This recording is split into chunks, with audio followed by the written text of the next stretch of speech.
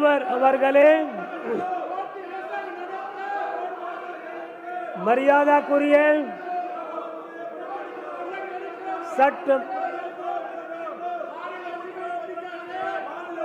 சட்டமன்ற உறுப்பினர்களே,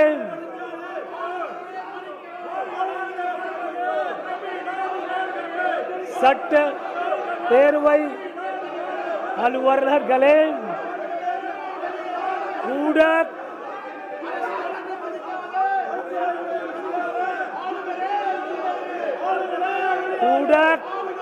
நண்பர்களே,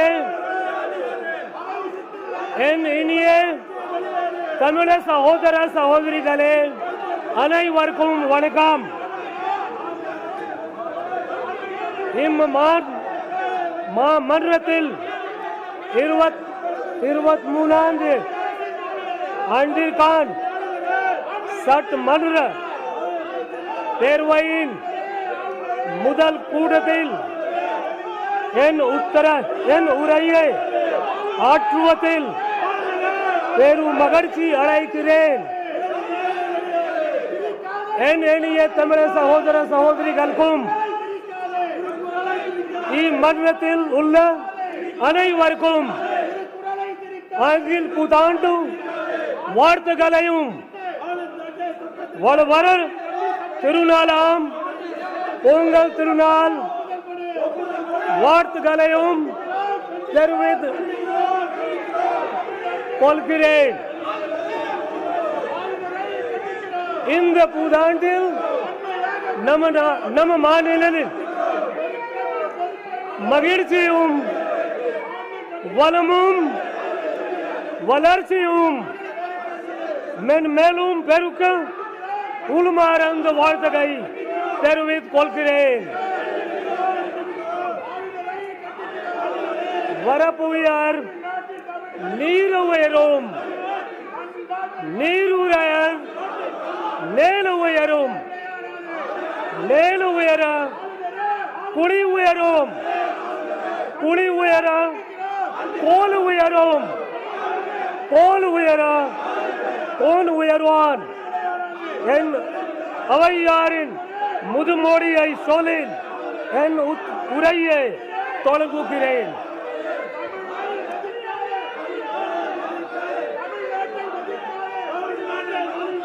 In the past 50 years, Tamil Nadu has grown significantly in multiple sectors to become a pioneering state in the country.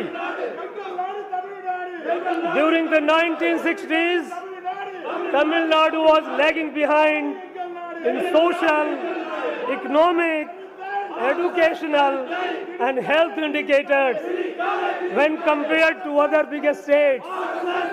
However, today it stands tall as a leader among all states.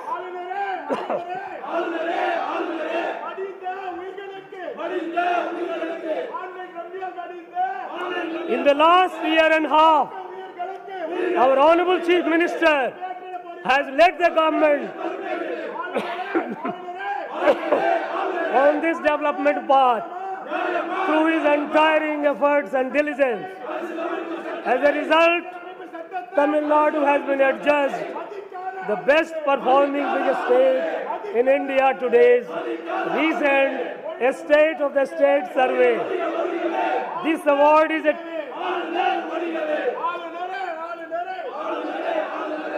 for people of Tamil Nadu to celebrate Pongal in a festive manner. The Honorable Chief Minister has ordered the distribution of ₹1,000 as cash assistance, 1 kilogram raw rice, 1 kilogram sugar and 1 sugar cane to each of the 2.19 crore rice card holders in the state at a total cost of rupees 2,429 crore. The distribution has been inaugurated by the Honorable Chief Minister. I am confident that this will help the people of the state to celebrate Pongal, which is an integral part of Tamil society, with joy and gaiety. This government's deft management of Mendes cyclone and northeast monsoon minimized damages in Chennai city to a great extent. In particular, construction of a stormwater drains for a length of 261 kilometers, another flood mitigation projects worth rupees 1,335 crore in Chennai city and peri-urban areas were sanctioned by this government, and of these 209 works were completed well before the onset of monsoon. Further, construction of 360 kilometers of high priority drains of Kosasti basin was completed on a war footing. As a result, major areas of the core city, which were severely flooded last year, witnessed minimal stagnation during this monsoon. The traffic disruption caused by heavy rains was largely controlled and the city was quickly restored to normalcy. I convey my appreciation to this government for its exemplary and effective management of the Mendes cyclone and northeast monsoon rains.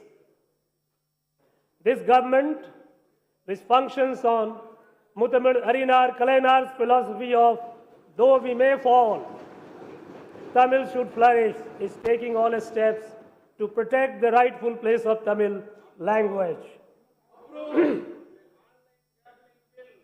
This government will continue to urge that all state languages should be accorded the official language status. Several states, including Tamil Nadu, had joined the GST regime, foregoing their fiscal autonomy on the assurance that their revenues will be protected. However, the anticipated revenues were not realized due to the drastic fall in revenue during the COVID pandemic.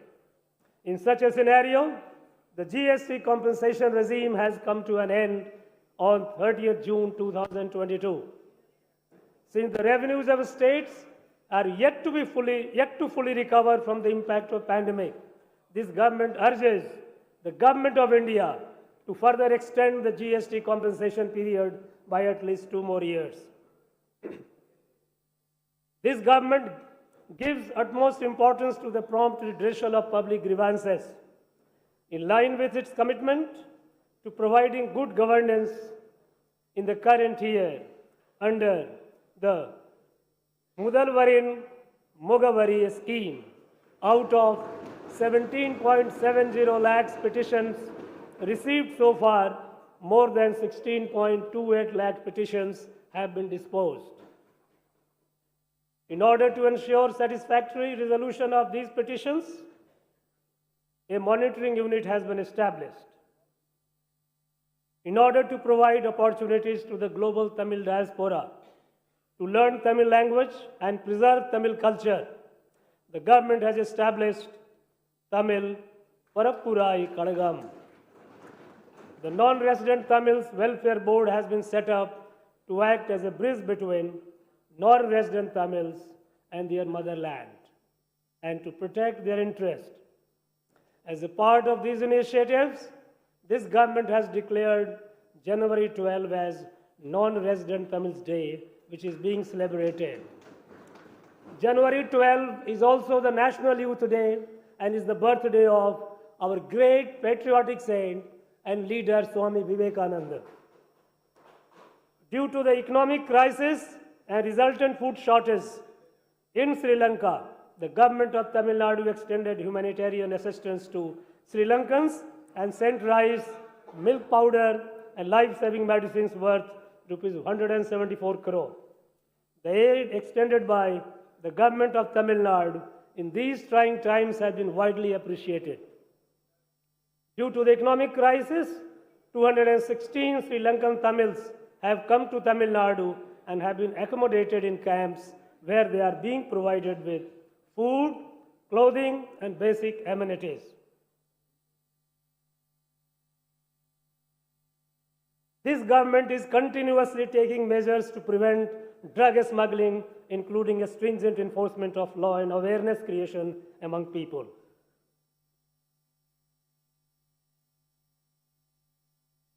To provide people with qualitative and consistent service delivery, this government has embarked an initiative, Nam Pagudi, Nam Nyaya Vilay Kadai, to modernize public distribution shops. So far, 4,455 shops have been given a facelift. As a result of this government's proactive planning and efforts in desilting waterways and canals, coupled with a favorable monsoon, Mettu Dam was opened 19 days ahead of the scheduled time for Kuruvai cultivation.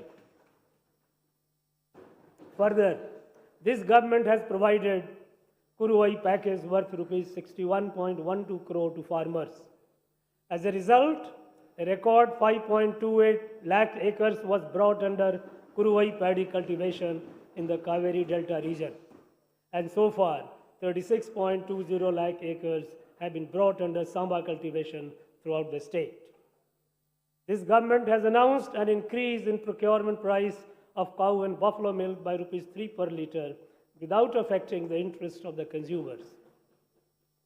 This has benefited 4.20 lakh milk producers in the state. This government accords highest priority for the welfare of fishermen and is proactively undertaking several development schemes. Construction of 5 new fishing harbors and improvement works in existing 3 fishing harbors at a total cost of rupees 982.30 crore are in progress. This government is committed to protect the fishing rights of Tamil Nadu fishermen in its traditional waters. In this year alone, 232 Tamil Nadu fishermen apprehended by the Sri Lankan Navy were released after the unstinting efforts of this government in collaboration with the government of India. Till date, 10 fishermen have not been released and 106 fishing boats continue to be under the custody of Sri Lankan government. This government will continue to urge that necessary steps be taken to restrain Sri Lankan Navy from apprehending our fishermen and to ensure early release of fishing boats and to find a permanent solution to these issues. Tamil Nadu has emerged as the forerunner in climate change mitigation in the country. In order to provide suitable policy directives on issues related to climate change, the Tamil Nadu Governing Council on Climate Change has been constituted with international experts under the chairmanship of Honorable Chief Minister. Further, to strengthen the state's efforts to climate change adaptation and mitigation, a climate summit was conducted by this government in Chennai on 8th and 9th December 2022. In a pioneering effort, this government set up a green climate fund with a fund size of rupees 1,000 crore to support large projects to tackle climate change. Not limiting itself to only welfare of human beings, this government upholds the age-old Tamil culture of caring and living in harmony with nature and all living beings.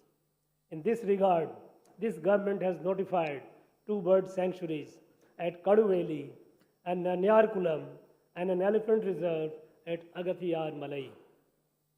In an exemplary initiative, the government has notified India's first ever slender lorry sanctuary in Dindigul and Karur districts and Dugong Conservation Reserve in Park Bay. The government is taking steps to protect the critically endangered state animal Nilgiri Tar and has sanctioned project Nilgiri Tar at a cost of rupees 25.14 crore. Under the wetland mission, Tamil Nadu has successfully obtained accreditation for 13 new Ramsar sites, the highest in the country.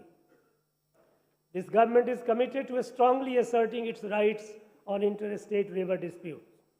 While maintaining friendly relations with neighboring states, this government will not permit any act that would be detrimental to the farmers of Tamil Nadu. The government is taking all necessary steps to prevent the construction of Mekadatu Dam. The reservoir level in Mullaperiyar Dam is presently at 142 feet, and the government is taking all efforts to further increase it. This government urges that a water disputes tribunal may be constituted at the earliest as per the orders of the Honorable Supreme Court on the issue of unauthorized diversion of water from Penayar River by Karnataka. With the objective of ensuring water security in the state, this government has been expeditiously implementing 6 large schemes at a total cost of Rs 1,334.10 crore. As a result, 2.59 TMCFT of storage capacity will be added and 6.92 TMCFT of storage will be reclaimed.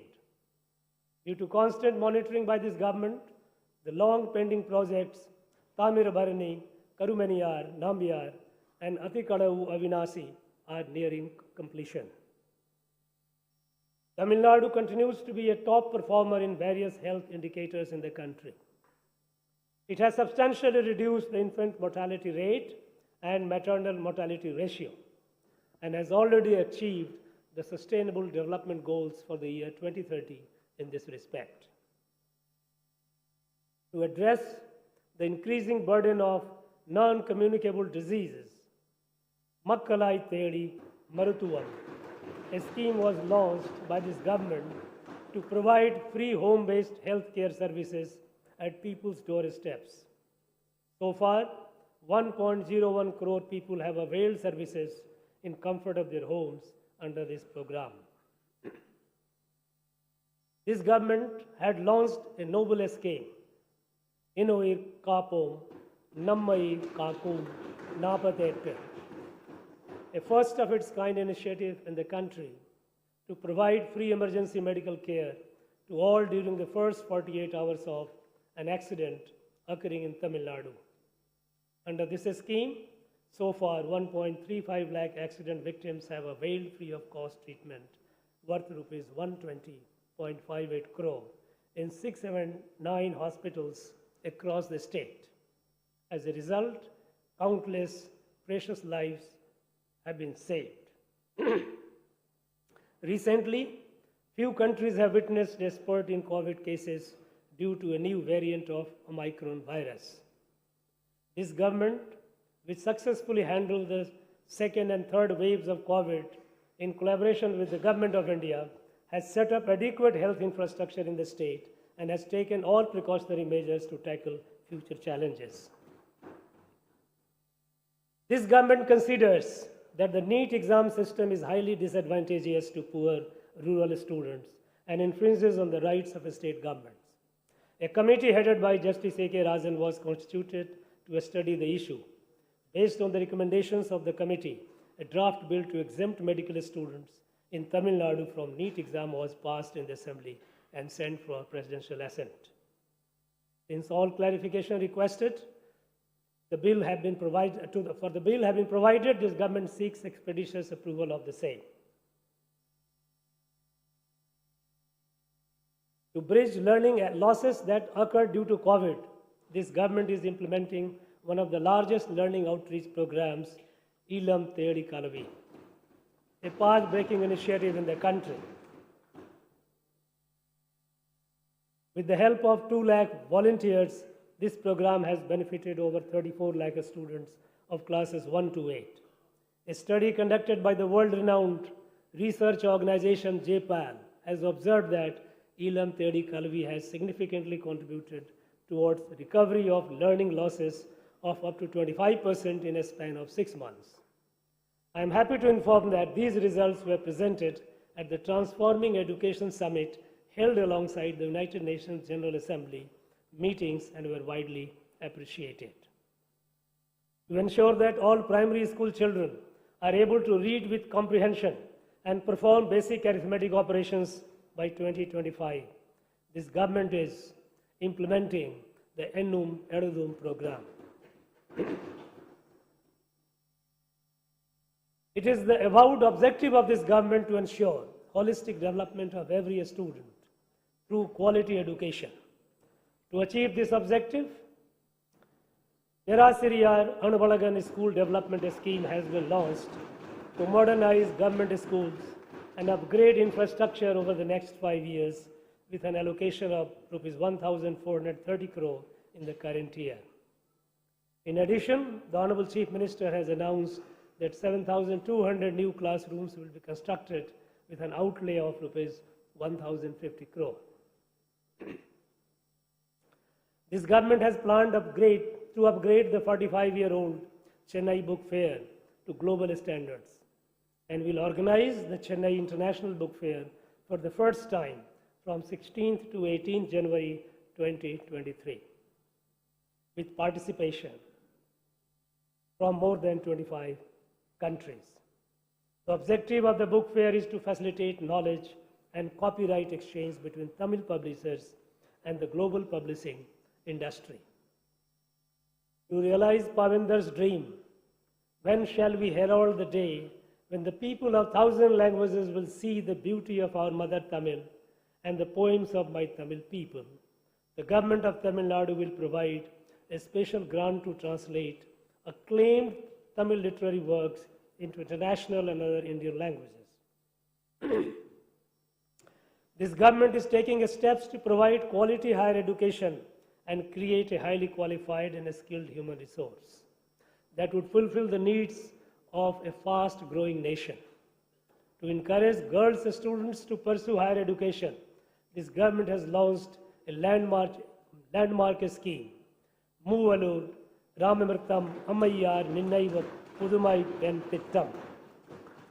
Under this scheme, Rs 1,000 is provided every month as cash assistance to all girl students pursuing higher education who have studied in government schools from 6th to 12th standard. In the current academic year, 1,28,780 girl students have benefited through this scheme, and this number is expected to cross 2 lakh before the end of this financial year. As a result of this scheme, the enrollment of girl students from government schools and colleges has increased considerably during the current academic year as compared to the previous academic year. To meet the needs of industry, new courses have been introduced in polytechnic colleges. Further, this government has begun women-friendly diploma courses to increase their employment opportunities. Civil and mechanical engineering diploma courses are being imparted in Tamil medium from the current academic year. For the first time in the country, this government has successfully conducted the International Chess Olympiad in Chennai, which was attended by around 1,800 sportspersons and delegates from over 180 nations. The event was inaugurated by the Honorable Prime Minister of India. The meticulous and efficient organization of the event by the government was lauded by one and all. I appreciate the government of Tamil Nadu for having spectacularly conducted this international event in such a short span of time, much to the acclaim and admiration of the world. The Chief Minister's Cup has been announced by the government to promote sporting events across the state. In these competitions, school and college students, differently abled persons, government servants and public in 5 categories comprising both men and women will take part in various sports competitions, including athletics, football, kabaddi, and silambam. These competitions will be held throughout the state. A Global Technology and Innovation Summit, UMAZIN, will be held for the first time in Chennai in March 2023. It will bring together tech companies, investors, academia, and policymakers on a single platform, and will provide new vigor and fillip to the technology industry. The Noon Meal Scheme, which was introduced by the Justice Party in 1920 in Chennai Corporation, has been expanded over a period of time and has today become a model for the entire country. It has been instrumental in ensuring enrollment and retention of large number of students in schools. Despite having aspirations to learn, many students are unable to concentrate in studies as they come hungry to schools in the morning without eating breakfast. To address this problem, the Chief Minister's breakfast scheme has been launched, which adds a new dimension to the noon meal scheme. In the first phase, this scheme is being implemented in 1,545 government primary schools, benefiting 1.14 lakh students daily. I firmly believe that this scheme will also be a model for the entire nation, similar to the noon meal scheme. The Honorable Chief Minister has set the goal of a $1 trillion economy by the year 2030, with the objective of bringing living standards of people on par with developed countries and making Tamil Nadu the best state across sectors. As a result of several investment conclaves and global outreach activities undertaken by this government since July 2021, 207 MOUs have been signed with a cumulative investment commitment of Rs 2,23,210 crore and employment opportunities to 3,44,150 persons. It is notable that Tamil Nadu has attracted foreign direct investment worth Rs 28,232 crore during this period. This government has released several sectoral policies such as the Tamil Nadu Life Sciences Promotion Policy, Tamil Nadu Research and Development Policy, Tamil Nadu Footwear and Leather Policy, and Tamil Nadu Aerospace and Defense Industrial Policy in 2022. Further policies to promote ethanol blending, green hydrogen, and e-vehicles will be released shortly. For creating an enabling ecosystem for IT companies to set up in towns other than Chennai, mini tidal parks are being established in 7 locations. Further, the state's third tidal park will be constructed in Madurai at an estimated cost of Rs 600 crores. The state government has begun preparatory works for setting up a greenfield international airport at Parandur in Kanchipuram district. This will help cater to the growing demand of air traffic, improve livelihood of the locals, and further economic development of the state. The MSME sector, which had been severely affected during COVID, has been a remarkable recovery owing to the multi-pronged interventions of the government. There has been an increase in bank credit to MSME by 20% and in the number of loan accounts by over 19% in the first half of this financial year. After this government assumed office, over 16,000 self-employment projects worth Rs 2,344 crore have been provided assistance. In addition, the government has opened 5 new industrial estates for MSMEs in the current year. The Tamil Nadu Startup and Innovation Mission has created a conducive ecosystem for startups in the state. The number of registered startups in the state has doubled since May 2021. Further, as a first in the country, a special fund of Rs 30 crore has been sanctioned to support SC/ST startups, and this has ensured inclusivity in the state's startup ecosystem. With a view to upgrade the skills and qualifications of our youth to international standards, this government has launched the Non-Mudalavan initiative. To bridge the gap in academia-industry linkage, students are being offered industry-relevant employability-oriented courses and internship programs. As part of this unique initiative, so far, 3 lakh students from engineering colleges have undergone these courses, and another 4.5 lakh students from arts and science colleges will also be benefited. The scheme aims to ensure that students secure employment commensurate with their educational qualifications and are industry ready by the time they complete their studies. This government is fully committed to deliver all basic amenities, improve infrastructure, and alleviate poverty through livelihood promotion schemes in rural areas. The Anaith Gram Anna Marumalarchi Tittam has been relaunched by this government to ensure equitable and holistic development of all rural habitations. In 2022-23, works are being undertaken in 2,544 panchayats at a total cost of rupees 1,155 crore. This government has undertaken works to renovate Periyar Ninaiva Samatwapurams, which was established by Mutamil Harinar Kalanar within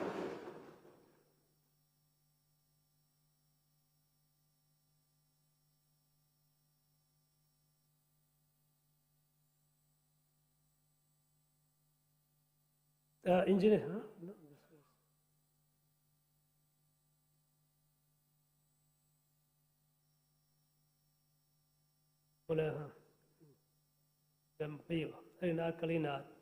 with a lofty vision of fostering communities to live together in unity and brotherhood. In the first phase, 149 Samatwapurams have been taken up for renovation at a cost of rupees 190 crore, and the works will be completed shortly. Similarly, to upgrade infrastructural amenities in urban areas, the Honorable Chief Minister had announced in the previous Assembly session that a length of 20,990 kilometers of urban roads will be developed at a cost of rupees 9,588 crore in the next 4 years. These works are in progress and will be completed at the earliest. The government has sanctioned rupees 122 crore to dispose legacy waste through biomining in an environment-friendly manner, and steps are being taken to reclaim wasteland in 53 sites. So far, 369 acres of land have been reclaimed and are being transformed into green spaces. In order to fulfill the drinking water needs of citizens, this government has sanctioned 103 combined water supply schemes at an estimated cost of rupees 15,734 crore under the Jal Jeevan mission. Further works to ensure drinking water supply in urban areas have been sanctioned at a cost of 3,166 crore under Amrit scheme. As a result, 1.64 crore people across the state will be benefited. With a view to ensure planned urbanization in cities, 6 new urban development authorities have been established. As Chennai and its surrounding areas are developing at a fast pace, it is essential to facilitate economic growth by ensuring provision of basic amenities in such urban agglomerations. Towards this end, this government has announced a 5-fold expansion of the Chennai metropolitan area to 5,904 square kilometers. The Chennai Unified Metropolitan Transport Authority was constituted in 2010 for preparation of transportation plans and institutional coordination across agencies and departments involved in urban mobility in the Chennai metropolitan area. This government has revived this body, which had been defunct for several years. The first meeting of this authority was conducted under the chairmanship of Honorable Chief Minister last November. Initiatives such as integrated ticketing facility, comprehensive mobility plans, and safe commutes to women and students will be undertaken.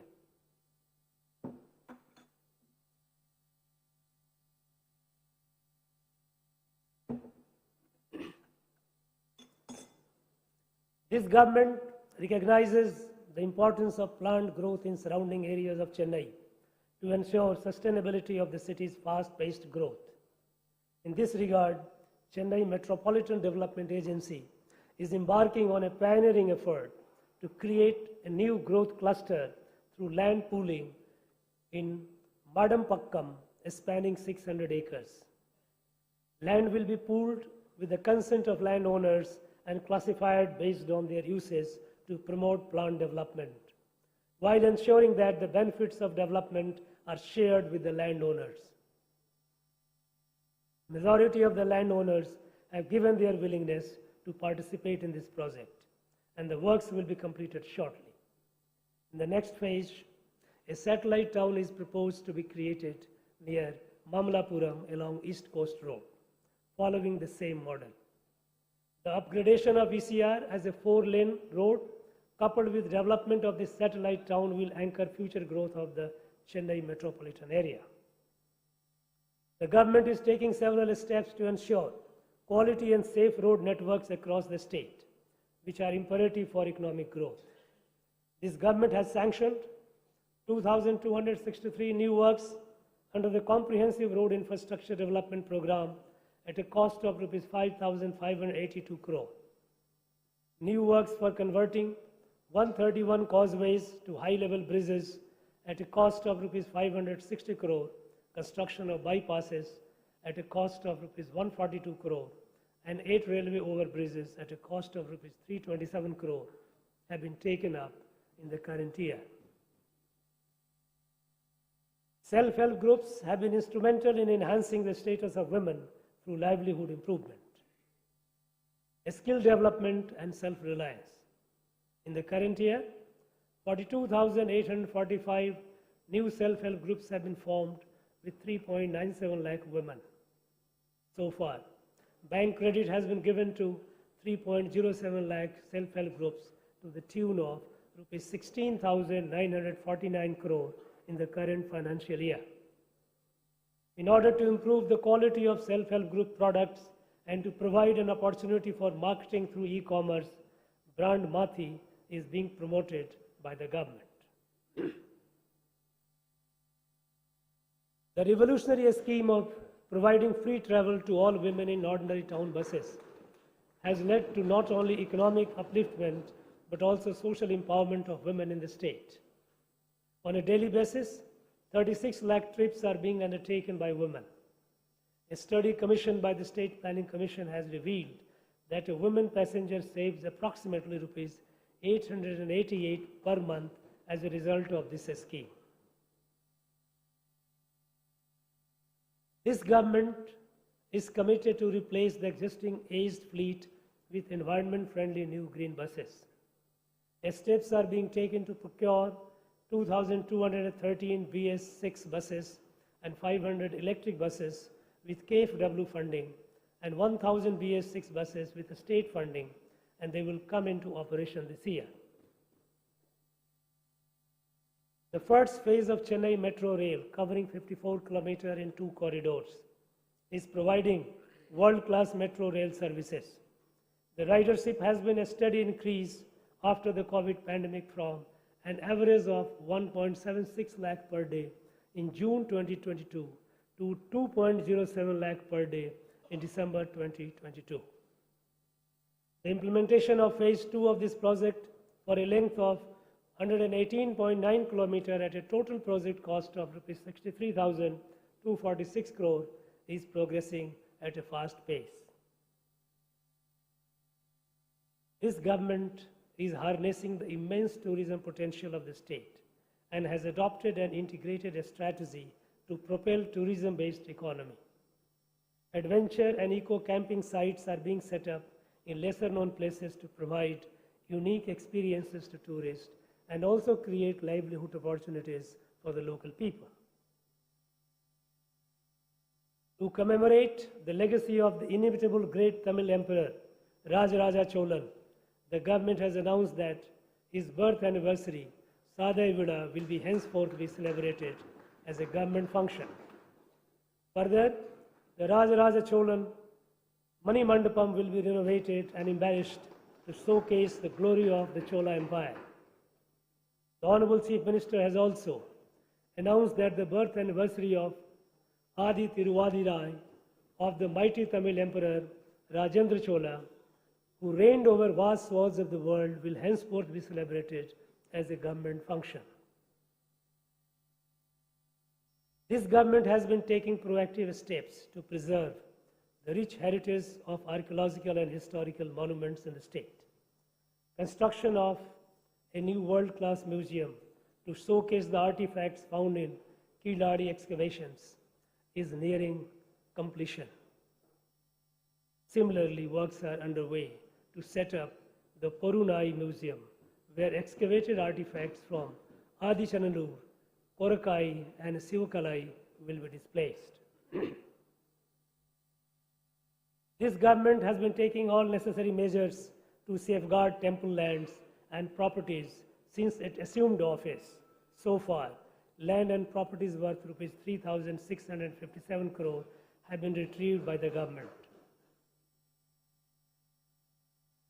During this year, the government has commenced new works in 34 temples at a total cost of Rs 158 crore.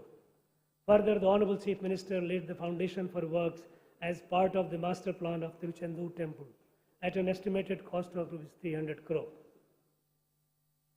This government, true to its philosophy of furthering inclusive growth, is implementing various special schemes towards socio-economic and educational development of the marginalized and weaker sections of the society. Several works including construction of new hostels, smart classrooms, and upgradation of residential schools for Adi Dravidar and tribal students are being undertaken at a cost of Rs 425.40 crores.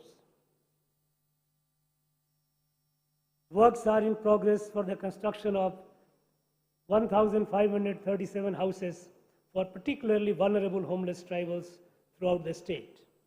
To protect the rights of forest-dwelling tribes, 2,293 tribal families have been given forest rights under the Forest Rights Act 2006 during the last 1.5 years. Tamil Nadu has adopted a unique reservation system to further social justice in the state and ensure advancement of socially backward classes. This government is firm on continuing the present reservation policy in the state, as the 10% quota for economically weaker section is against the ideals of social justice. To ensure economic development of socially backward sections of the society, steps are being taken to provide loans worth Rs 210 crore through the Tamil Nadu Backward Classes Economic Development Corporation and Tamil Nadu Minorities Economic Development Corporation. The government is firmly committed to safeguard the rights and interests of minorities in the state. The scheme of providing subsidy to pilgrims undertaking Hajj and Jerusalem pilgrimage will be continued. The upliftment of weaker and marginalized sections of the society is an important objective of this government. The Honorable Chief Minister has ordered that pension for differently abled persons will be enhanced from Rs 1,000 to Rs 1,500 per month and maintenance allowance from Rs 1,500 to Rs 2,000 for severely affected persons with disabilities. The enhanced amounts are being provided at an annual additional cost of Rs 388 crore, benefiting 6.45 lakhs differently abled persons across the state. This government has announced an increase in dearness allowance from 34% to 38%, effective from 1st of January 2023, keeping in mind the welfare of government employees. This will benefit around 16 lakh government employees, teachers, pensioners, and family pensioners. This will result in an additional expenditure of Rs 2,359 crore per annum. The process of receiving life certificates for pensioners has been digitized and made easier, allowing the pensioners to avail this service from the comfort of their home. Since this government took office, in 2021, the state was severely affected by heavy flooding and rains, and normal life was disrupted. Based on the learnings of that disaster, this government has effectively managed the recent cyclone and rains.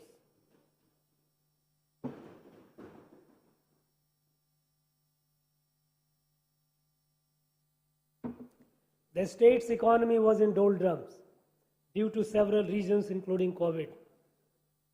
Within the last year and a half, due to the economic reforms, welfare schemes, and development works carried out by this government, the economy has been revived and the state has been marching ahead in the path of development.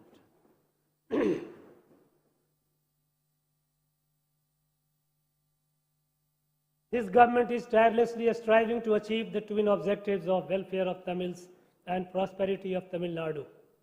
This government will overcome any challenges in achieving this goal and successfully take Tamil Nadu on a high growth trajectory.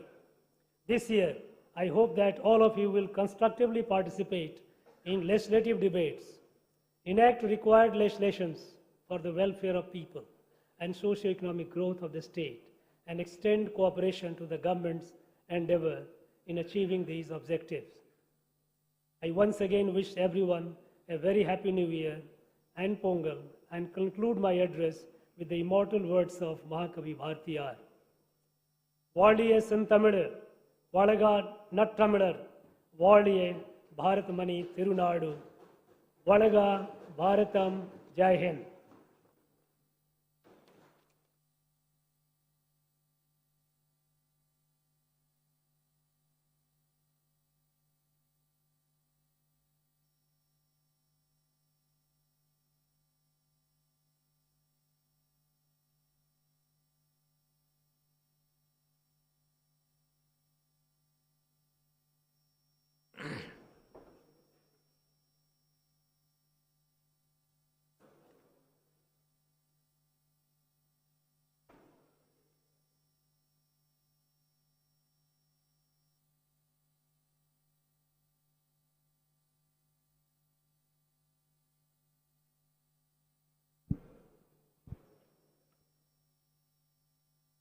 மாண்புமிகு சட்டமன்ற பேரவை உறுப்பினர்களே வணக்கம்.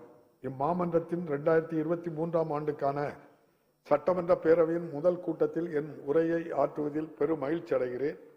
தமிழ்நாட்டு மக்களுக்கும் இம்மாமன்றத்தின் அனைத்து உறுப்பினர்களுக்கும் எனது புத்தாண்டு மற்றும் தமிழர் திருநாளான பொங்கல் நல்வாழ்த்துக்களையும் தெரிவித்துக் கொள்கிறேன். இந்த புத்தாண்டில் நம் மாநிலத்தில் மகிழ்ச்சியும் வளமும் வளர்ச்சியும் மென்மேலும் பெருக என் உளமார்ந்த வாழ்த்துக்களை தெரிவித்துக் கொள்கிறேன். கடந்த 50 ஆண்டுகளாக பல்வேறு துறைகளில் தமிழ்நாடு நமது நாட்டில் உள்ள மாநிலங்களில் முன்னோடி மாநிலமாக பெரும் வளர்ச்சி கண்டுள்ளது.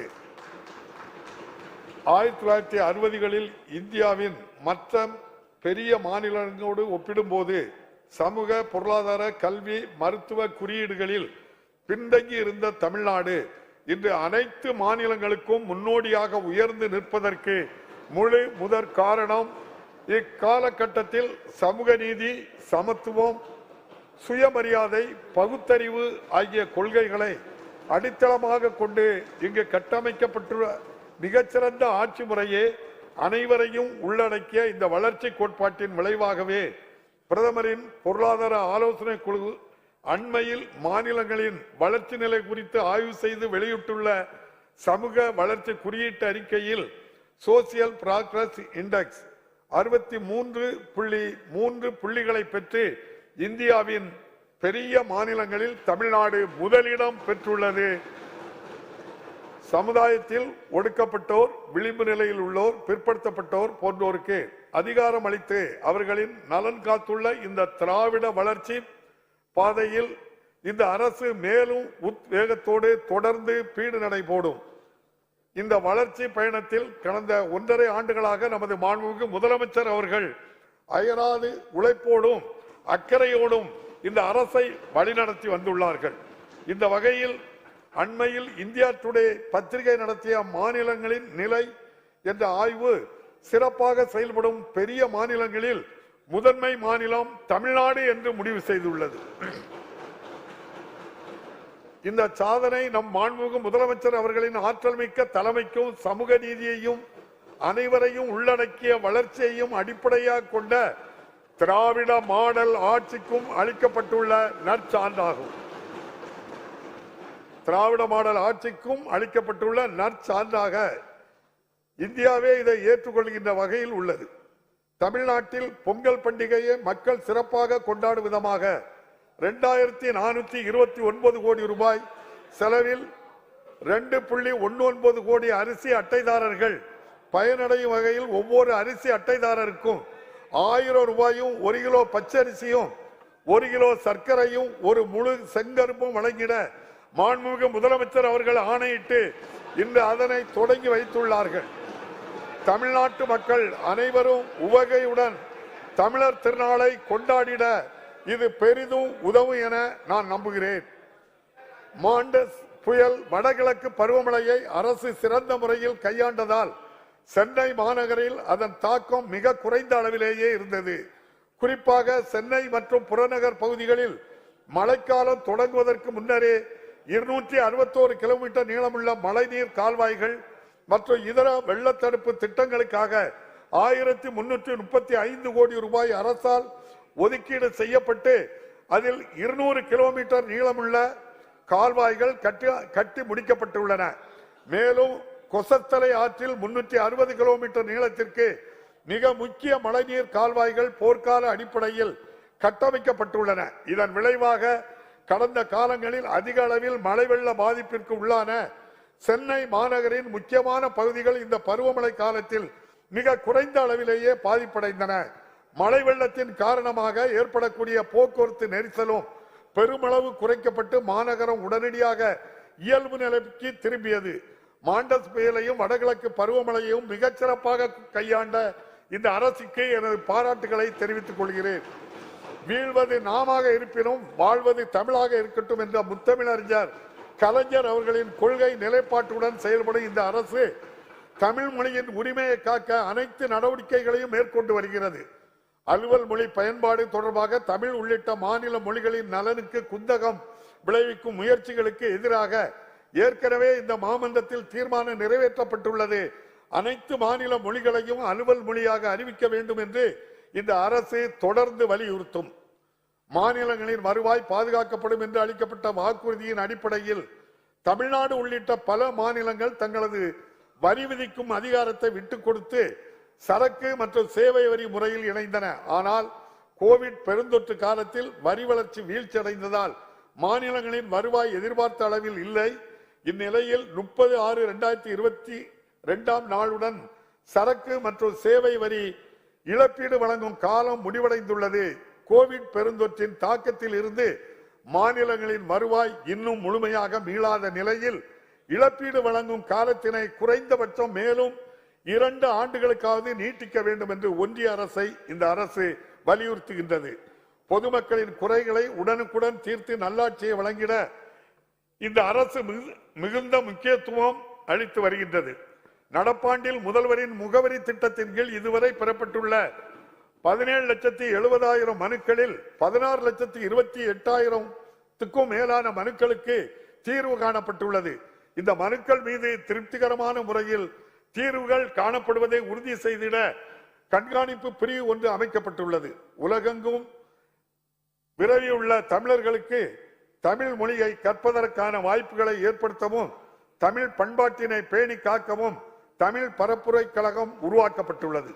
மேலும் அயலக தமிழர்களுக்கும் தாய் தமிழ்நாட்டிற்கும் ஒரு பாலமாக இயங்குவதற்கும் அவர்களின் நலனை காப்பதற்கும் அயலக தமிழர் நல வாரியம் அமைக்கப்பட்டுள்ளது.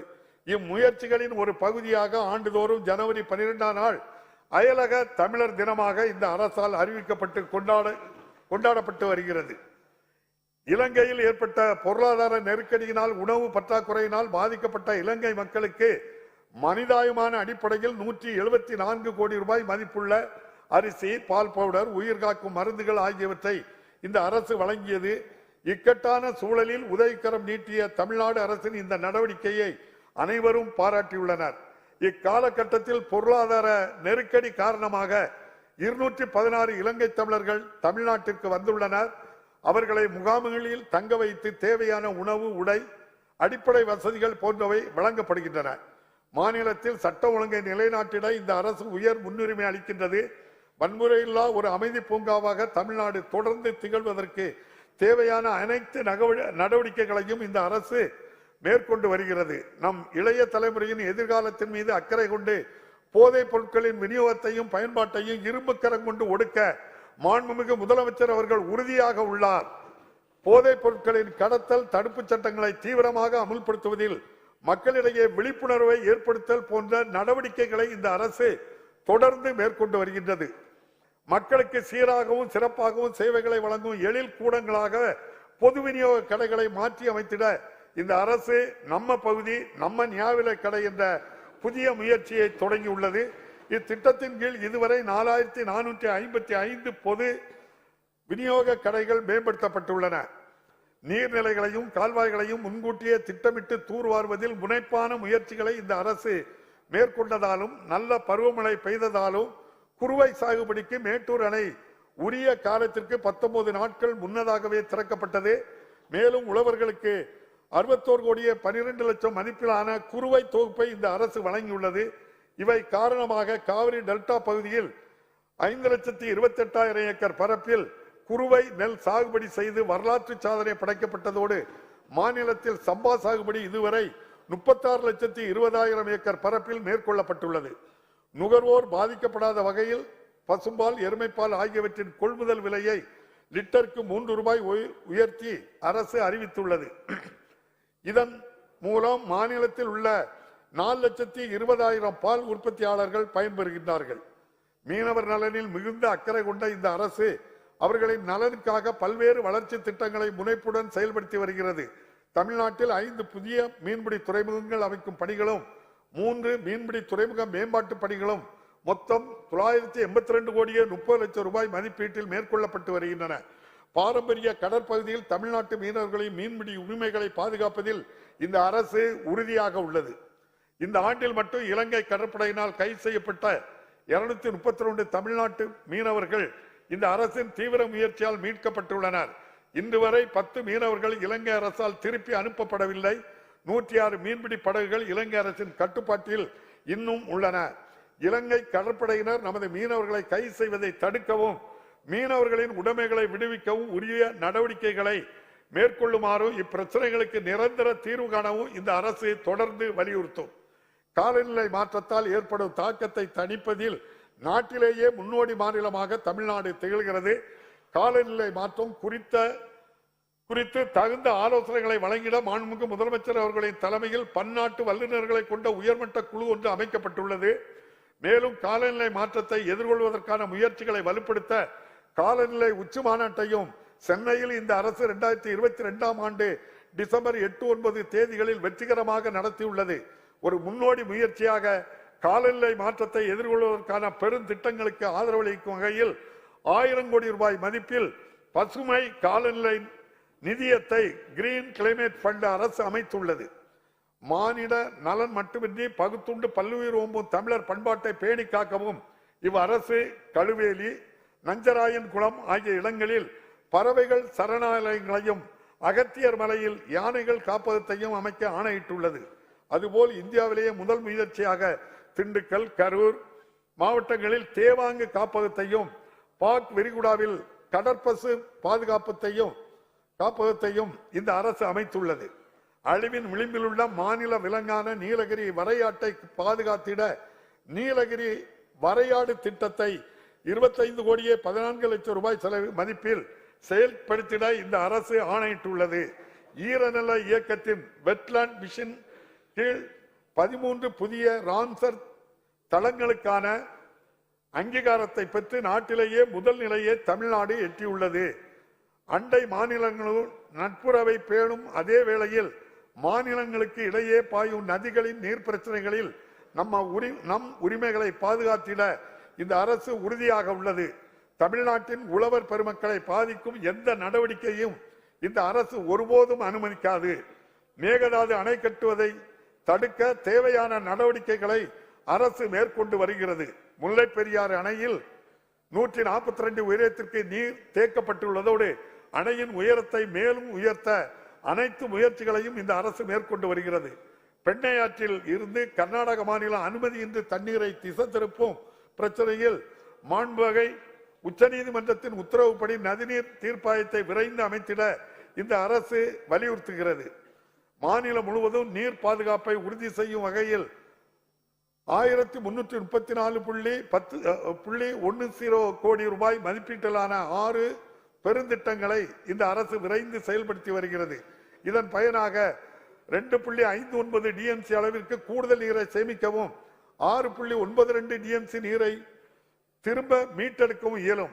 அரசின் தொடர் கண்காணிப்பின் விளைவாக நீண்ட காலமாக நிலுவையில் உள்ள தாமிரபரணி, கருமேனியாறு, நம்பியாறு திட்டம் மற்றும் அத்திக்கடவு, அவிநாசி திட்ட பணிகள் முடிவடையும் தருவாயில் உள்ளன. நாட்டிலேயே பல்வேறு சுகாதார குறியீடுகளில் தமிழ்நாடு தொடர்ந்து முன்னிலை வகித்து வருகின்றது. குழந்தை இறப்பு வீதம் தாய்மார்களின் இறப்பு வீதத்தை பெருமளவில் குறைத்துள்ளது. 2030ஆம் ஆண்டில் எட்டப்பட வேண்டிய நீடித்த நிலையான வளர்ச்சி இலக்குகளை தமிழ்நாடு ஏற்கனவே எட்டியுள்ளது. அதிகரித்து வரும் தொற்று அல்லாத நோய்களின் பாதிப்பை போக்கும் வகையில் மக்களின் வீட்டிற்கே சென்று கட்டணமின்றி மருத்துவ சேவைகளை வழங்குவதற்காக மக்களை தேடி மருத்துவம் என்ற முன்னோடி திட்டத்தை இந்த அரசு தொடங்கியுள்ளது. இத்திட்டத்தின் கீழ் இதுவரை 1,10,00,000 கோடி மக்கள் 1,000 லட்சம் மக்கள் தங்கள் வீட்டிலேயே சிகிச்சை பெற்று பயனடைந்துள்ளனர். தமிழ்நாட்டில் விபத்து நேர்ந்த முதல் 48 மணி நேரத்தில் அவசர மருத்துவ சேவையை அனைவருக்கும் கட்டணமின்றி வழங்குவதற்காக நாட்டிலேயே முதன்முறையாக இன்னுயிர் காப்போம் நம்மை காக்கும் 48 என்ற உன்னத திட்டத்தை இந்த அரசு அறிமுகப்படுத்தியுள்ளது. மாநிலமெங்கும் உள்ள 679 மருத்துவமனைகளில் இதுவரை 1,35,500 விபத்துக்குள்ளானவர்களுக்கு 120 கோடியே 58 லட்சம் ரூபாய் மதிப்பிலான சிகிச்சைகள் எவ்வித கட்டணமும் இன்றி வழங்கப்பட்டுள்ளன. இத்திட்டத்தின் மூலம் எண்ணற்ற விலை மதிப்பில்லா உயிர்கள் காக்கப்பட்டுள்ளன. அண்மையில் சில நாடுகளில் ஒமிக்ரானின் உருமாறிய ஒரு புதிய வகை வைரஸ் காரணமாக கோவிட் தொற்று வேகமாக பரவி வருகிறது. கோவிட் பெருந்தொற்றின் 2வது 3வது அலைகளை வெற்றிகரமாக எதிர்கொண்ட இந்த அரசு மாநிலத்தில் போதிய மருத்துவ கட்டமைப்புகளை தயார் நிலையில் வைத்து எதிர்வரக்கூடிய சவால்களை எதிர்கொள்ள தேவையான அனைத்து தடுப்பு நடவடிக்கைகளையும் மேற்கொண்டுள்ளது.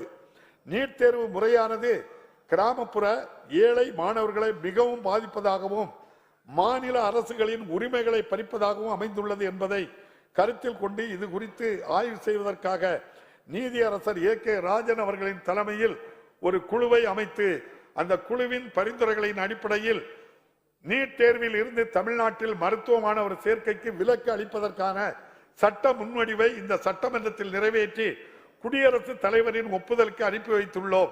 இச்சட்டம் குறித்து கோரப்பட்ட விளக்கங்கள் அனைத்தும் வழங்கப்பட்டுள்ள நிலையில் இந்த சட்ட முன்வடிவிற்கான ஒப்புதலை விரைந்து வழங்க இந்த அரசு வலியுறுத்துகிறது. கோவிட் பெருந்தொற்றினால் ஏற்பட்ட கற்றல் இழப்பை ஈடு செய்ய நாட்டிற்கே முன்னோடியாக மாபெரும் கற்றல் திட்டமான இல்லந்தேடி கல்வி திட்டத்தை இந்த அரசு செயல்படுத்தி வருகிறது. 2 லட்சம் தன்னார்வலர்களின் உதவியுடன் 1 முதல் 8ஆம் வகுப்பு வரை பயிலும் 34 லட்சம் மாணவர்கள் இத்திட்டத்தினால் பயன்பெறுகின்றனர். சர்வதேச அளவில் புகழ்பெற்ற ஆராய்ச்சி நிறுவனமான ஜே.பால் மேற்கண்ட ஆய்வின்படி 6 மாதங்களில் ஒட்டுமொத்த கற்றல் இழப்பில் 25% வரை ஈடு செய்யப்பட்டுள்ளதில் இல்லந்தேடி கல்வி திட்டம் பெரும் பங்கை ஆற்றியுள்ளது என்று கண்டறியப்பட்டுள்ளது. ஐக்கிய நாடுகள் சபை கூட்டங்களுடன் நடத்தப்பட்ட கல்வி மாற்றம் உச்சி மாநாட்டில் இந்த ஆய்வின் முடிவுகள் சமர்ப்பிக்கப்பட்டு அனைவராலும் பாராட்டப்பட்டதை நான் மகிழ்ச்சியுடன் தெரிவித்துக் கொள்கிறேன். 2025ஆம் ஆண்டுக்குள் தொடக்க பள்ளியில் பயிலும் அனைத்து குழந்தைகளும் புரிதலுடன் படிக்கவும் எண்கணிதத்தில் திறன் பெறுவதற்கும் எண்ணும் எழுத்தும் திட்டமும் செயல்படுத்தப்படுகிறது. அனைவருக்கும் தரமான கல்வி வழங்குவதன் மூலம் ஒவ்வொரு மாணவரையும் முழுமையான வளர்ச்சி அடைய செய்வதே இந்த அரசின் முக்கிய குறிக்கோள் ஆகும். இந்த நோக்கத்தை எய்திட அடுத்த 5 ஆண்டுகளில் அரசு பள்ளிகளை நவீனப்படுத்தி கட்டமைப்பை மேம்படுத்துவதற்காக பேராசிரியர் அன்பழகன் பள்ளி மேம்பாட்டு திட்டம் தொடங்கப்பட்டுள்ளது. நடப்பாண்டில் இத்திட்டத்திற்கு 1430 கோடி ரூபாய் ஒதுக்கீடு செய்யப்பட்டுள்ளது. மேலும் 7200 புதிய வகுப்பறைகள் 1050 கோடி ரூபாய் செலவில் கட்டப்படும் என்று மாண்புமிகு முதலமைச்சர் அவர்கள் அறிவித்துள்ளார்கள். 45 ஆண்டுகளாக நடத்தப்பட்டு வரும் சென்னை புத்தக கண்காட்சியை உலகத்திற்கு இவ்வாண்டு உலகத்தரத்திற்கு உயர்த்தும் வகையில் முதன்முறையாக சென்னை பன்னாட்டு புத்தக கண்காட்சியை 16/1/2023 முதல் 18/1/2023 வரை நடத்த தமிழ்நாடு அரசு திட்டமிட்டுள்ளது. இதில் 25க்கும் மேற்பட்ட நாடுகள் பங்கேற்க உள்ளன. தமிழ் பதிப்பாளர்களுக்கும் உலகளாவிய பதிப்பக துறைக்கும் இடையே அறிவு பரிமாற்றம், பதிப்புரிமை பரிமாற்றம் ஆகியவற்றை ஊக்குவிப்பதே இந்த புத்தக கண்காட்சியின் நோக்கமாகும். தாயெழில் தமிழை என்ற தமிழரின் கவிதை தன்னை 1000 மொழியிற் காணும் நாள் என்னாலோ என்ற பாவேந்தரின் கனவை நனவாக்கும் வகையில் தமிழ் இலக்கியத்தில் உள்ள சிறந்த படைப்புகளை உலக மொழிகளில் பிற இந்திய மொழிகளிலும் மொழிபெயர்க்க ஒரு சிறப்பு நல்கையை ஸ்பெஷல் கிராண்ட் தமிழ்நாடு அரசு வழங்கும். தரமான உயர்கல்வியை வழங்கி நாட்டின் வளர்ச்சிக்கு அத்தியாவசியமான ஆற்றல் மிக்க மனித வளத்தை உருவாக்க இந்த அரசு முனைந்துள்ளது. அந்த வகையில் தன்னை பெண்களின் உயர்கல்விக்கு வித்திடவே மூவலூர் ராமாமிர்த அம்மையார் நினைவு புதுமை பெண் திட்டம் என்ற முன்னோடி திட்டத்தை இந்த அரசு தொடங்கியுள்ளது. நடப்பு கல்வியாண்டில் இத்திட்டத்தின் மூலம் அரசு பள்ளிகளில் 6 முதல் 12ஆம் வகுப்பு வரை பயின்று உயர்கல்வி பயிலும் 1,28,780 மாணவிகள் மாதம் 1000 ரூபாய் உதவித்தொகை பெற்று பயனடைந்து வருகின்றனர். இந்நிதியாண்டின் இறுதிக்குள் பயன்பெறும் மாணவியரின் எண்ணிக்கை 2 லட்சத்திற்கு மேல் உயரும் என்று எதிர்பார்க்கப்படுகிறது. இதன் விளைவாக கடந்த ஆண்டை காட்டிலும் நடப்பு கல்வியாண்டில் கல்லூரிகளில் அரசு பள்ளி மாணவியரின் சேர்க்கை கணிசமாக அதிகரித்துள்ளது. தொழில்துறையின் தேவைகளை நிறைவு செய்வதற்காக பல் தொழில்நுட்ப கல்லூரிகளில் புதிய பாடப்பிரிவுகள் அறிமுகப்படுத்தப்பட்டுள்ளன.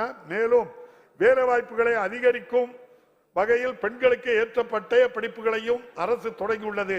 கட்டடம், இயந்திர பொறியியல் போன்றவற்றில் பட்டய படிப்புகள் நடப்பு கல்வியாண்டில் தமிழ் வழியில் கற்பிக்கப்படுகின்றன.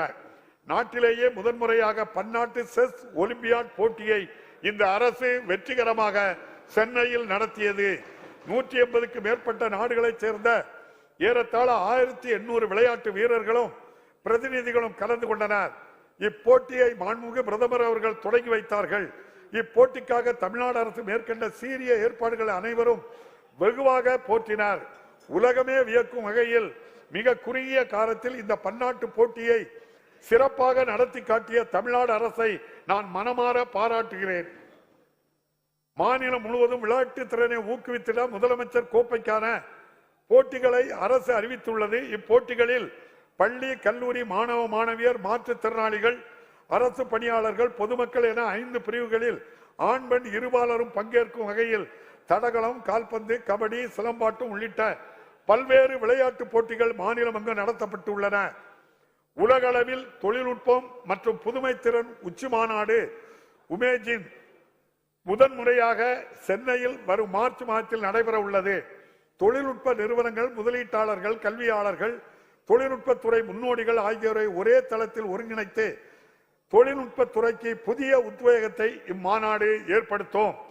1920ஆம் ஆண்டு சென்னை மாநகராட்சியில் நீதி கட்சியின் ஆட்சி காலத்தில் தொடங்கப்பட்ட மதிய உணவு திட்டம் பல்வேறு காலங்களில் தொடர்ந்து விரிவுபடுத்தப்பட்டு நாட்டிற்கே முன்மாதிரியாக இன்று திகழ்கிறது. ஏழை எளிய மாணவர்கள் அதிக அளவில் பள்ளிகளில் சேர்வதற்கும் தொடர்ந்து பயில்வதற்கும் இத்திட்டம் பெரும் பங்காற்றியுள்ளது. இதன் அடுத்த பரிமாணமாக கல்வி கற்கும் கனவுகள் பல சுமந்து கொண்டு வெறும் வயிற்றுடன் காலையில் பள்ளிக்கு வரும் குழந்தைகள் கல்வியில் கவனம் செலுத்த இயலாத நிலையை களைய முதலமைச்சரின் காலை உணவு திட்டம் அறிமுகப்படுத்தப்பட்டுள்ளது. முதற்கட்டமாக 1545 அரசு தொடக்க பள்ளிகளில் திட்டம் சிறப்பாக செயல்படுத்தப்பட்டு 1,14,000 மாணவர்களில் தினமும் பயன்பெறுகின்றனர். மதிய உணவு திட்டம் போன்றே இத்திட்டமும் நமது நாட்டிற்கே முன்னோடியாக விளங்கும் என நான் உறுதியாக நம்புகிறேன். தமிழ்நாடு பல்துறைகளில் தலை சிறந்து விளங்கவும் நமது மக்களின் வாழ்க்கை தரத்தை வளர்ந்த நாடுகளுக்கு நிகராக உயர்த்தவும் 2030ஆம் ஆண்டிற்குள் $1 டிரில்லியன் பொருளாதார வளர்ச்சி இலக்கை அடைய வேண்டும் என மாண்புமிகு முதலமைச்சர் அவர்கள் இலக்கிட்டுள்ளார்கள்.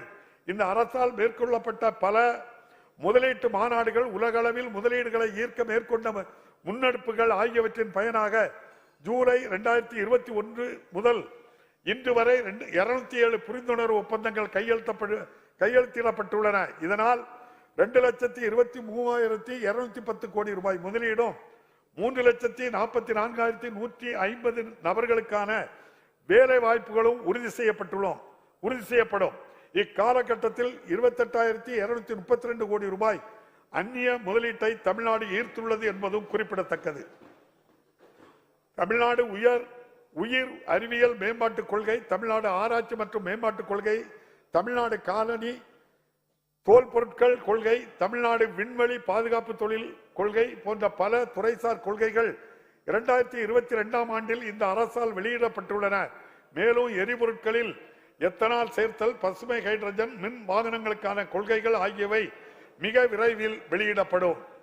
சென்னை தவிர பிற நகரங்களில் தகவல் தொழில்நுட்ப நிறுவனங்கள் அமைந்திட உகந்த சூழலை உருவாக்க 7 இடங்களில் மினி டைடல் பூங்காக்கள் அமைக்கப்பட்டு வருகின்றன. மேலும் மாநிலத்தின் 3வது டைடல் பூங்கா மதுரையில் ரூபாய் 600 கோடி மதிப்பீட்டில் நிறுவப்படும். காஞ்சிபுரம் மாவட்டம் பரந்தூரில் ஒரு புதிய பன்னாட்டு விமான நிலையத்தை அமைப்பதற்கான ஆயத்த பணிகளை மாநில அரசு தொடங்கியுள்ளது. இது நமது மாநிலத்தின் அதிகரித்து வரும் விமான போக்குவரத்து தேவைகளை நிறைவு செய்வதோடு அப்பகுதி மக்களின் வாழ்வாதார மேம்பாட்டிற்கும் மாநிலத்தின் பொருளாதார வளர்ச்சிக்கும் வழிகோலும். கோவிட் பெருந்தொற்றால் கடும் பாதிப்புக்குள்ளான குறு சிறு மற்றும் நடுத்தர நிறுவனங்கள் அரசு மேற்கொண்ட பல்வேறு நடவடிக்கைகளால் பெருமளவில் மீண்டு வந்துள்ளன. இந்நிதியாண்டின் முதல் 6 மாதங்களில் இந்நிறுவனங்களுக்கு வழங்கப்படும் கடன்கள் 20%, கடன் கணக்குகளின் எண்ணிக்கை 19% உயர்ந்துள்ளன. இந்த அரசு ஆட்சி பொறுப்பேற்ற பின்னர் 2344 கோடி ரூபாய் மதிப்புள்ள 16,000க்கும் மேற்பட்ட சுயதொழில் திட்டங்களுக்கு உதவிகள் வழங்கப்பட்டுள்ளதோடு நடப்பாண்டில் குறு சிறு மற்றும் நடுத்தர நிறுவனங்களுக்கென 5 புதிய தொழில்பேட்டைகளையும் அரசு தொடங்கியுள்ளது. தமிழ்நாடு புத்தொழில் மற்றும் புத்தாக்க இயக்கத்தின் ஸ்டார்ட் அப் தமிழ்நாடு வாயிலாக மாநிலத்தில் உள்ள புத்தொழில்களுக்கு உகந்த சூழல் உருவாக்கப்பட்டுள்ளது. மே 2021 முதல் மாநிலத்தில் பதிவு செய்யப்பட்ட புத்தொழில்களின் எண்ணிக்கை இரட்டிப்பாகியுள்ளது. மேலும் நம் நாட்டிலேயே முதன்முறையாக பட்டியலினத்தவர் மற்றும் பழங்குடியினரின் புத்தொழில்களுக்கு உதவ 30 கோடி ரூபாய் சிறப்பு நிதி அரசால் ஒப்படைக்கப்பட்டுள்ளது. இதனால் அனைவரையும் உள்ளடக்கிய புத்தொழில் சூழல் மாநிலத்தில் உறுதி செய்யப்பட்டுள்ளது. தமிழ்நாட்டு இளைஞர்கள் உலகத்தரம் வாய்ந்த திறன் பயிற்சி பெற்று திறமையிலும் தகுதியிலும் சிறந்து விளங்கிட நான் முதல்வன் திட்டத்தை அரசு தொடங்கியுள்ளது. கற்கும் கல்விக்கும் தொழில்துறைகளின் தேவைக்கும் இடையே உள்ள இடைவெளியை நிறைவு செய்து வேலைவாய்ப்புகளை பெற்றுத்தரக்கூடிய திறன் பயிற்சிகளும் தொழில் சார்ந்த பயிற்சிகளும் மாணவர்களுக்கு வழங்கப்படுகின்றன. இத்தகைய சீரிய முன்னெடுப்புகளின் மூலம் 3 லட்சம் பொறியியல் கல்லூரி மாணவர்களுக்கு திறன் பயிற்சிகள் வழங்கப்படுகின்றன. மேலும் 4 லட்சம் கலை மற்றும் அறிவியல் கல்லூரி மாணவர்களும் இதன் மூலம் பயனடைவர். கல்லூரி படிப்பு முடியும் தருவாயிலேயே மாணவர்களின் கல்வி தகுதிக்கேற்ப வேலை வாய்ப்பினை உறுதி செய்வதோடு தொழில் நிறுவனங்களில் பணியாற்ற திறன்மிகு மாணவர்களை உருவாக்குவதும் இத்திட்டத்தின் முக்கிய நோக்கமாகும். கிராமப்புற பகுதிகளில் அடிப்படை வசதிகளை ஏற்படுத்தி கட்டமைப்புகளை மேம்படுத்தி வாழ்வாதார திட்டங்களின் மூலம் வறுமையை அகற்றிடும் முயற்சிகளில் இந்த அரசு முழுமையாக ஈடுபட்டுள்ளது. மாநிலத்தில் உள்ள அனைத்து கிராம குடியிருப்பு பகுதிகளிலும் சமமான முழுமையான வளர்ச்சியை உறுதி செய்யும் நோக்கத்துடன் அனைத்து கிராம அண்ணாமலர் திட்டம் இந்த அரசால் மீண்டும் செயல்படுத்தப்பட்டு வருகின்றது. 2022-23 ஆண்டில் மொத்தம் 1155 கோடி ரூபாய் மதிப்பீட்டில் 2544 ஊராட்சிகளில் பணிகள் மேற்கொள்ளப்பட்டு வருகின்றன. மக்கள் அனைவரும் ஒற்றுமையுடன் சகோதர உணர்வுடன் வாழ வேண்டும் என்ற உயரிய நோக்கத்துடன் முத்தமிழறிஞர் கலைஞர் அவர்களால் கொண்டு வரப்பட்ட பெரியார் நினைவு சமத்துவபுரம் திட்டத்தை இந்த அரசு மீட்டெடுத்து வருகின்றது.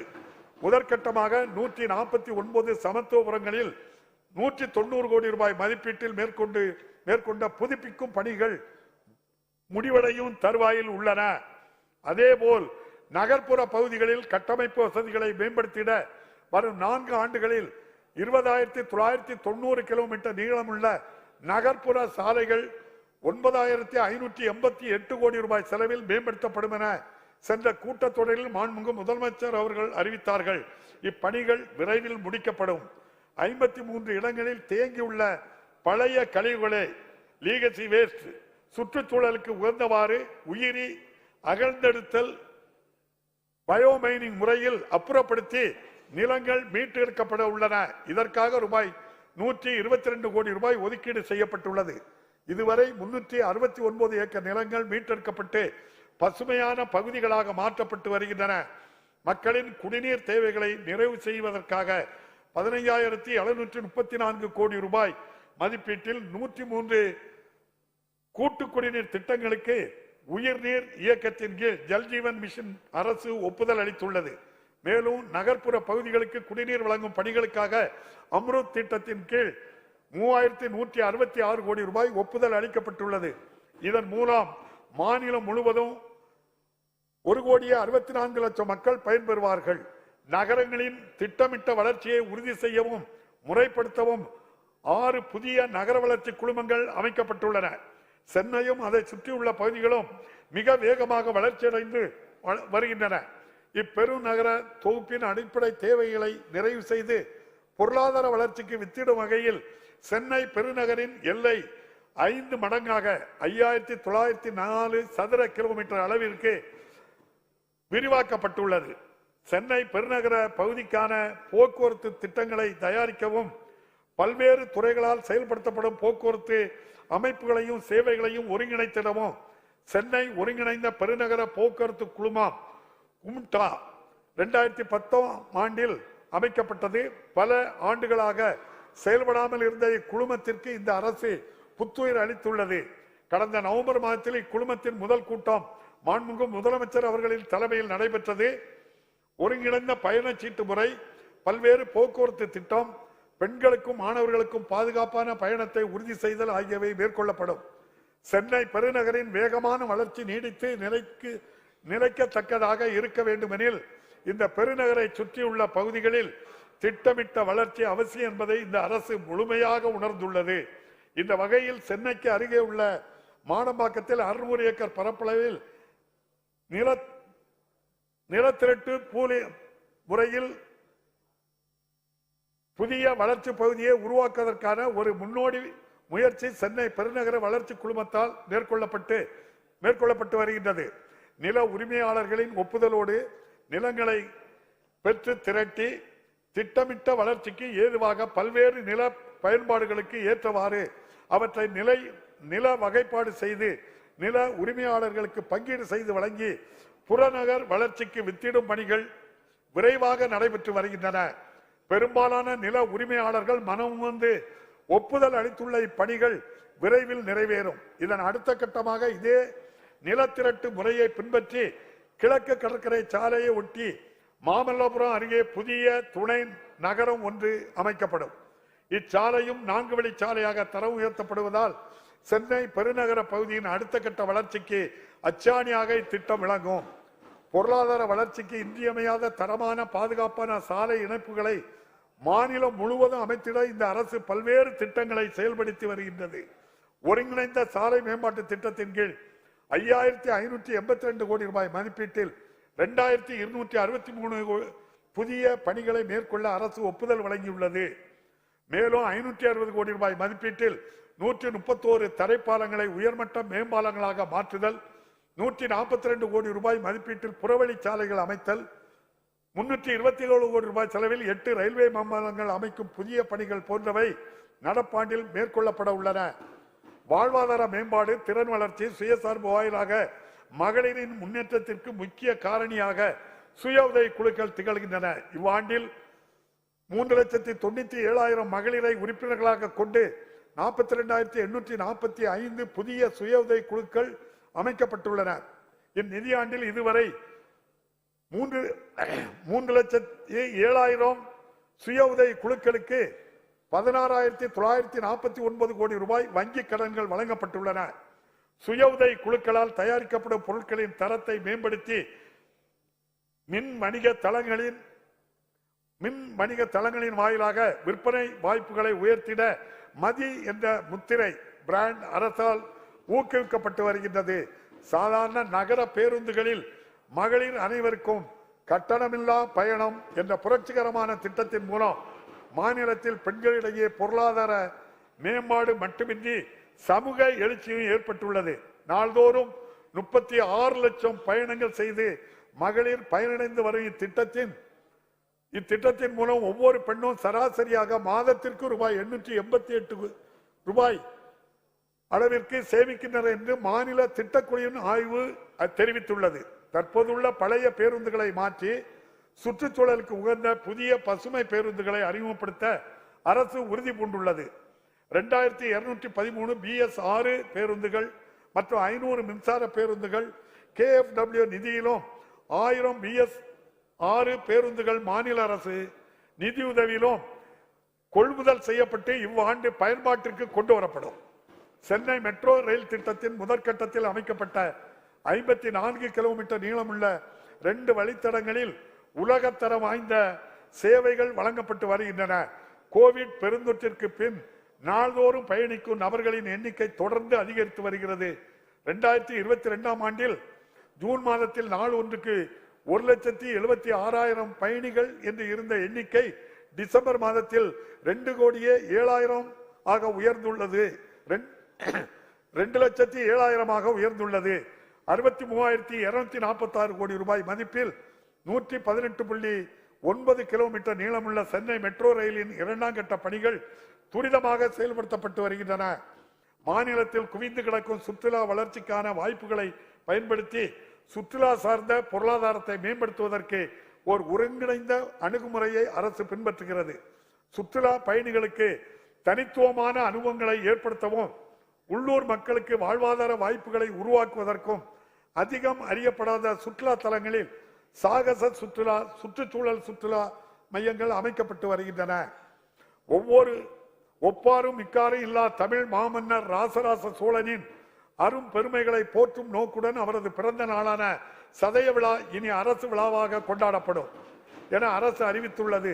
மேலும் சோழ பேரரசின் புகழை காட்சிப்படுத்தும் வகையில் ராசராச சோழனின் மணிமண்டபம் புதுப்பிக்கப்பட்டு மெருகேற்றப்படும் எனவும் உலகாண்ட தமிழ் மாமன்னர் ராசேந்திர சோழரின் பிறந்த நாளான ஆடி திருவாதிரை இனி அரசு விழாவாக கொண்டாடப்படும் எனவும் மாண்புமிகு முதலமைச்சர் அவர்கள் அறிவித்துள்ளார்கள்.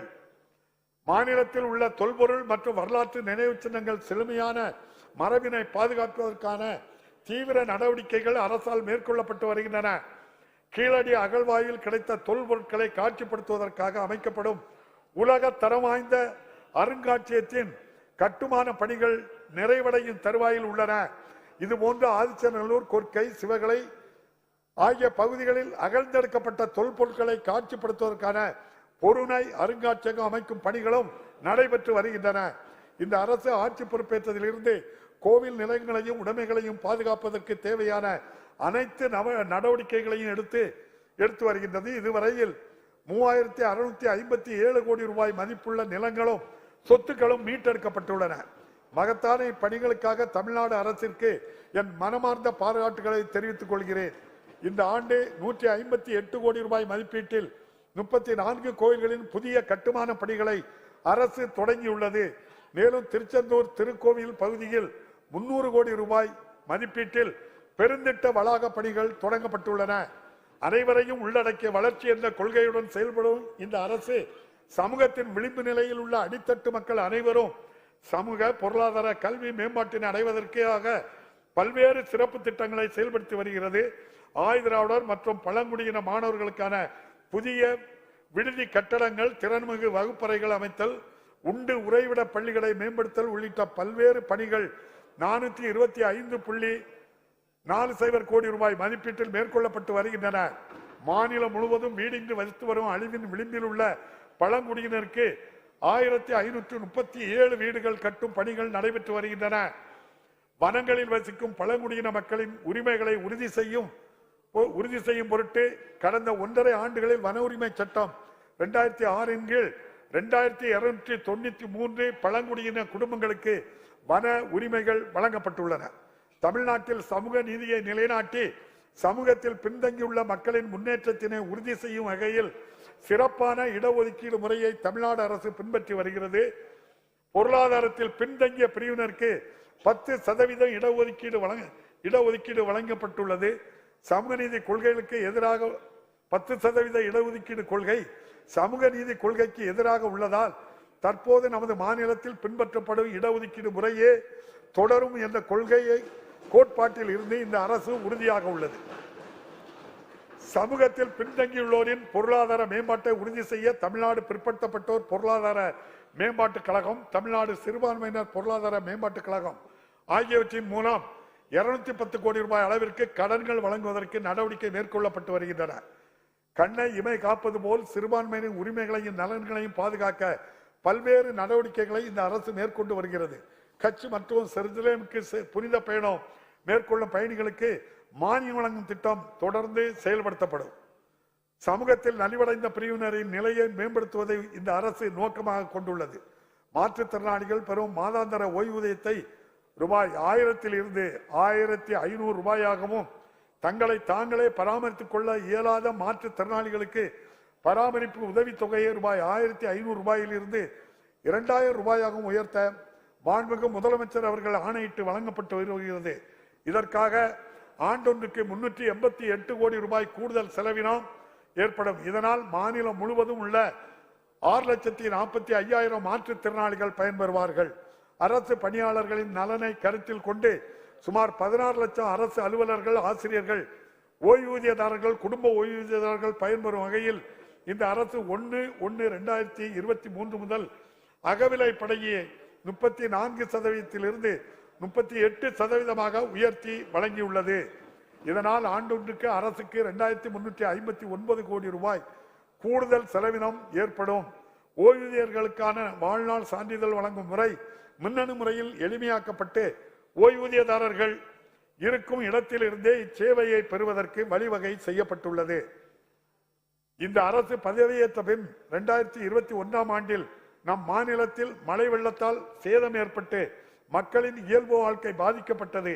அந்த பேரிடரை எதிர்கொண்ட அனுபவத்தில் அடிப்படையில் சமீபத்தில் ஏற்பட்ட புயலையும் கனமழையையும் இந்த அரசு மிகச் சிறப்பாக கையாண்டது. கோவிட் பெருந்தொற்று உள்ளிட்ட பல்வேறு காரணங்களால் மாநிலத்தின் பொருளாதார தேக்க நிலையை அடைந்திருந்தது. கடந்த 1.5 ஆண்டுகளில் இந்த அரசு மேற்கொண்ட பொருளாதார சீர்திருத்தங்களாலும் நல திட்டங்களாலும் வளர்ச்சி பணிகளாலும் இந்நிலை மாறி தற்போது தமிழ்நாடு வளர்ச்சி பாதையில் முன்னேறி செல்கிறது. சட்டம் ஒழுங்கை சிறப்பாக நிலைநாட்டுவதால் தமிழ்நாடு தொடர்ந்து அமைதி பூங்காவையாக திகழ்கிறது. இதனால் பன்னாட்டு முதலீடுகளை ஈர்த்து அனைத்து துறைகளிலும் முதன்மை மாநிலமாக தமிழ்நாடு திகழ்கிறது. சமூக நீதி, சுயமரியாதை, அனைவரையும் உள்ளடக்கிய வளர்ச்சி, சமத்துவம், பெண்ணுரிமை, மத நல்லிணக்கம், பல்லுயிர் ஓம்புதல் ஆகிய கொள்கைகள் இவ்வரசின் அடித்தளமாக அமைந்துள்ளன.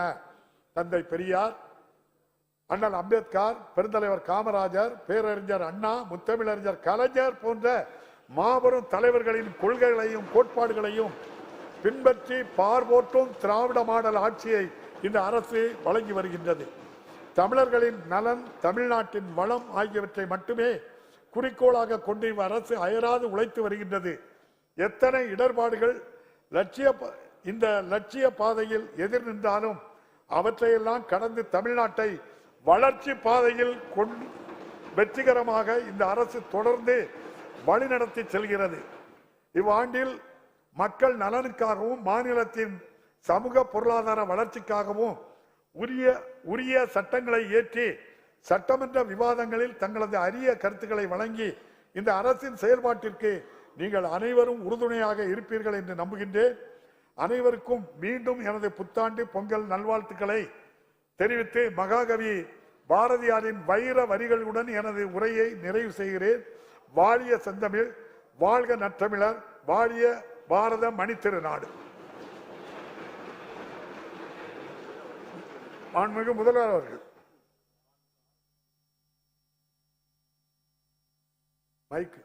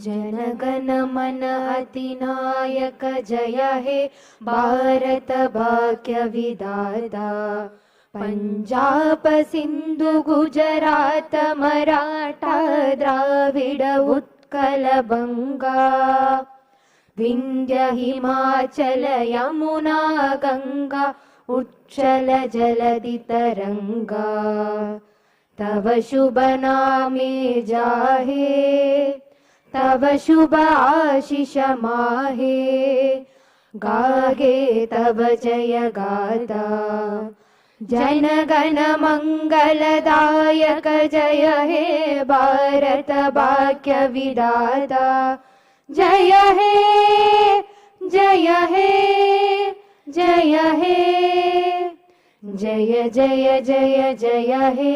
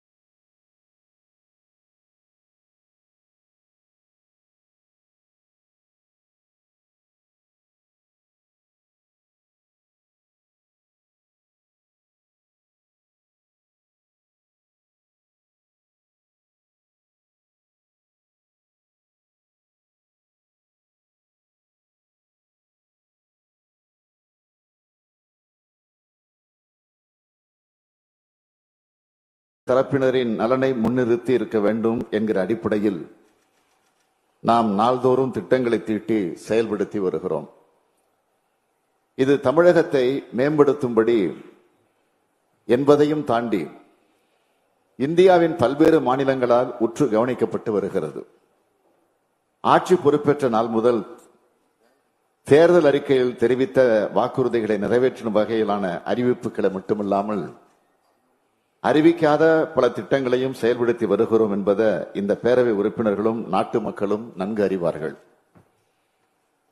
தேர்தல் அறிக்கையில் வெளியிடப்பட்ட வாக்குறுதிகளில் 2021-22 மற்றும் 2022-2023 நிதி ஆண்டுகளில் மாநிலத்தின் ஒட்டுமொத்த வளர்ச்சியை கருத்தில் கொண்டு ஆளுநர் உரையில் 77 அறிவிப்புகள், எனது செய்தி வெளியீட்டின் மூலமாக 150 அறிவிப்புகள், சட்டமன்ற பேரவையில் விதி எண் 110 கீழ் 60 அறிவிப்புகள், மாவட்ட ஆய்வு பயணங்களின் போது வெளியிட்ட 77 அறிவிப்புகள், எனது உரைகளின் வழியாக 46 அறிவிப்புகள், நிதிநிலை அறிக்கையில 255 அறிவிப்புகள், வேளாண்மை நிதிநிலை அறிக்கையில் 237 அறிவிப்புகள், மாண்புமிகு அமைச்சர் பெருமக்களால் மானிய கோரிக்கைகளின் போது வெளியிடப்பட்ட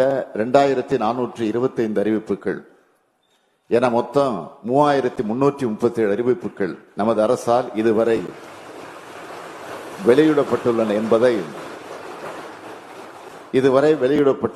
என்பதை இம்மாமன்றத்திற்கு மகிழ்ச்சியுடன் தெரிவித்துக் கொள்கிறேன். இந்த அறிவிப்புகளின் மீதான தொடர் நடவடிக்கைகள் கவனமாக கண்காணிக்கப்பட்டு உரிய மேல் நடவடிக்கைகள் தொடரப்பட்டு வருகின்றன என்பதை இந்த நேரத்தில் நான் சுட்டிக்காட்ட விரும்புகிறேன்.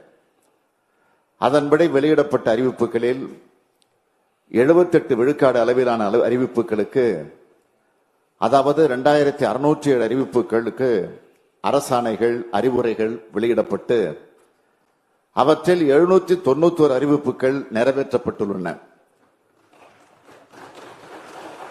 தேர்தல் அறிக்கையில் சொல்லப்படாத வாக்குறுதிகளும் நிறைவேற்றப்பட்டுள்ளன. 1816 அறிவிப்புகள் அது தொடர்பான பணிகள் நடைபெற்று வருகின்றன. 666 அறிவிப்புகளுக்கு உரிய ஆணைகள் வெளியிட தொடர்புடைய துறைகளால் நடவடிக்கைகள் மேற்கொள்ளப்பட்டு வருகின்றன. 54 பணிகள் ஒன்றிய அரசின் பரிசீலனையில் உள்ளன என்பதை இந்த நேரத்தில் நான் குறிப்பிட கடமைப்பட்டிருக்கிறேன். இவ்வாறு பல்வேறு அறிவிப்புகளை மக்கள் நலன் கருதி வெளியிட்டு செயல்படுத்தி வரக்கூடிய நிலையில இன்றைய நாள் பள்ளி கல்வித்துறை, நகராட்சி நிர்வாகத்துறை, போக்குவரத்து துறை, ஊரக வளர்ச்சித்துறை ஆகிய துறைகளின் சார்பில் இம்மாமண்டத்தில் சில அறிவிப்புகளை வெளியிட விரும்புகிறேன். மாண்புமிகு பேரவைத் தலைவர் அவர்களே, கடந்த ஓராண்டு காலத்தில் பள்ளி கல்வித்துறையானது மகத்தான பல திட்டங்களை முன்னெடுத்துள்ளது. இந்திய ஒன்றியத்தில் உள்ள அனைத்து மாநிலங்களுக்கும் எடுத்துக்காட்டாக திகழும் வண்ணம் காலை உணவு திட்டம், இல்லம் தேடி கல்வி, எண்ணும் எழுத்தும் திட்டம், மாதிரி பள்ளிகள், நான் முதல்வன், தகைசால் பள்ளிகள் என நமது அரசு பல்வேறு திட்டங்களை தீட்டி சிறப்பாக செயல்படுத்தி வருகிறது.